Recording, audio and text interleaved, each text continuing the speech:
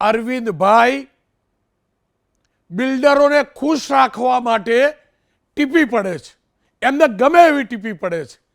કોઈ પાણીના નૈસર્ગિક રસ્તાનું વિચારતા નથી. સાથે જ જે ખાડીઓ છે એમાં દુનિયાભરનું દબાણ છે.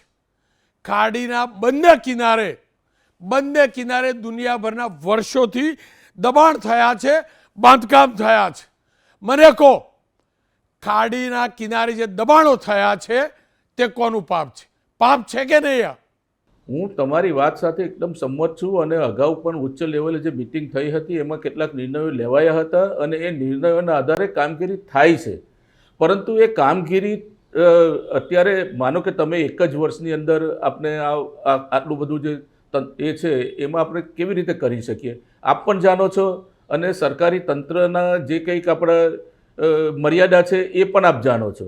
એટલે એ સંજોગોની અંદર મારી રોનકભાઈ કહેવાની વાત એ છે કે કામગીરી અમે કરી રહ્યા છે, પરંતુ આ એક જ વર્ષની અંદર આ જે પરિસ્થિતિ બની અને એકે સાથે અરારીસ વરસાદ તૂટી પડવાને લીધે